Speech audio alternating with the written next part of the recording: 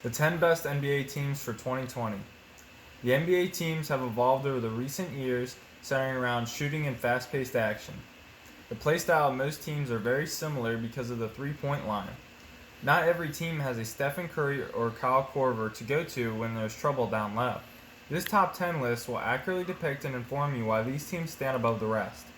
Something I hope to inform you about is that even that with a team full of superstars, the whole team must perform well in order to win. At number 10, we see the Orlando Magic have a roster of very capable players consisting of mostly young guards and forwards. The Magic are a combination of both strong and fast-paced players. Aaron Gordon is 23 years old, scoring 17 points per game with about 8 rebounds per game. Nikola Vucevic is 28 years old, scoring about 16 to 20 points per game throughout his career at the position of either power forward or center. With reliable bench players such as Evan Fournier, DJ Augustin, and Al-Farouq Aminu, this team resembles an aggressive starting lineup with a fast-paced play style. The negatives that hold back the team are a lack of good three-point shooters. Without them, they will be forced to drive the basketball most of the time. When they don't have any room to drive, they will kick the ball out to their teammates who will more than likely not be able to connect on the 3 points. At number 9, the Indiana Pacers will pose a unique threat with their bench due to the fact that they have both players that can drive in the paint and shooters from beyond the arc. With a unique big man, Domantas Sabonis, who can swish from deep, this could present a problem to teams with smaller players.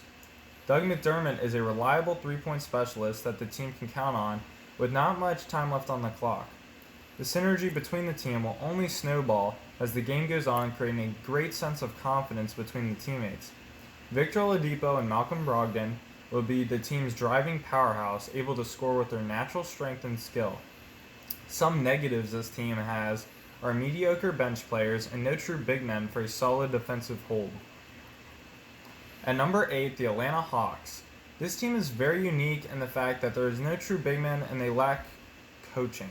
Trae Young will be a good leader and will be able to convert something on most struggling possessions as he is extremely crafty. Kevin Huerter, John Collins, and Chandler Parsons are all great additions to this team.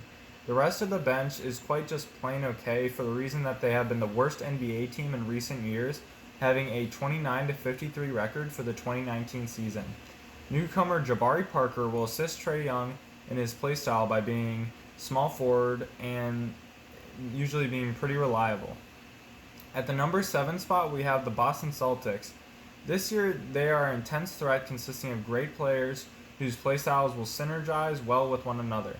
Kemba Walker, Jason Tatum, Gordon Hayward, Carson Edwards, Jaylen Brown, and Marcus Smart are all very fast, strong players that could punish sloppy defenses and convert easy foul points and turnovers. The team has a great coach, Brad Stevens, to educate players like Carson Edwards on how to deal with the pressures of being in the NBA. Stevens will also bring his veteran experience to this team, leading them on an unbreakable charge toward the championship. There are also not enough shooting guards who can knock down the three consistently. This could lead the Celtics... Okay, chill. This could lead the Celtics wasting much needed energy in the mid to late game. At the number 6 spot, the New Orleans Pelicans is a tough call to put above the Celtics, but seeing as they have the dominant Zion Williamson, I couldn't think of a better spot at number 6. The team is very young and have both dominant big men and sharpshooters from deep. Consisting of Jahlil Okafor and JJ Redick, they will always have an offensive presence on the floor. They also have a strong driving capability with Josh Hart, Brandon Ingram, and Lonzo Ball. The team is stacked with talent and would be unfair to rule them out at possibly winning this year's championship. Lacking only things like experience and strength, this team poses a massive threat at anyone setting their eyes on the prize. At the number 5 spot, we have the Los Angeles Clippers, and they have yet another grade A team to work with. Years in the past, they have proved bad attitudes, terrible coaching, and an overall sense of not wanting to win. The roster this year includes Kawhi Leonard, Paul George, and Lou Williams. All superstar players, in my opinion, that could easily walk through unnoticed and could deserve a spot in the semifinals. The problems resulting in previous years' failures may be resolved by the new players joining this franchise. with a major problem being the bench on his team. The superstars will have to show up and commit to every game without question. At the number 4 spot, we have the Philadelphia 76ers. They have always been a threat in their size and dominance on the court. John Schumann ranks the Sixers at the number 2 spot, but here's why that is totally absurd and he gives them too much credit. They lack of sharpshooters due to the departure of J.J. Redick.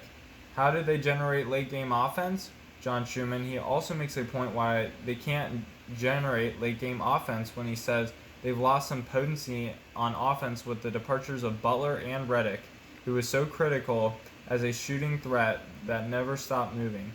I agree with him when he says this because there's no true reason a team's defense should respect any three-point shots that other shooters take when they know that more times than not the shot won't fall. My ranking makes more sense because I give less credit to the superstar players and disregard the fact that they picked up players like Al Horford and Josh Richardson. No reason whatsoever to consider them even better than last year when they lost offensive powerhouses Jimmy Butler and J.J. Redick. At the number 3 spot, the Brooklyn Nets will be a total wild card this year, and here's why. They lack chemistry, and their playstyle will rely heavily on their superstars DeAndre Jordan, Kevin Durant, and Kyrie Irving. They could make it work if they play as a team and not become selfish. They will rely heavily on passing with certain teams. This could go horribly wrong. Going up against certain big men on teams will be a challenge for the Nets. I agree with John Schumann when he says both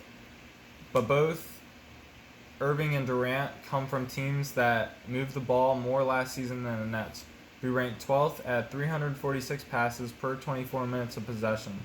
Passing the ball is what will be needed for them to succeed.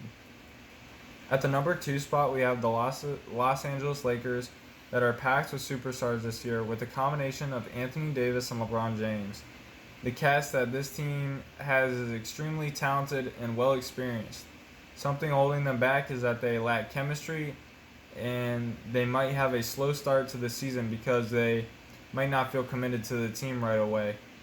Charles Curtis says, of course LeBron James and Anthony Davis paired together deserves to be at the top of this list. Ranking them at number 1 is a fair ranking because they will surely dominate most every team with ease.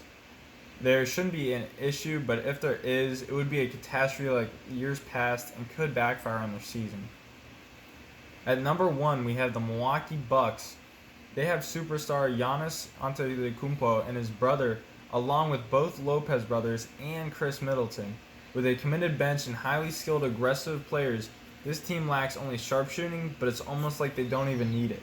If played right, this team could walk through to the NBA championship like nobody's business, resulting in a well-deserved title win after many long, hard seasons of work. This year, it should pay off.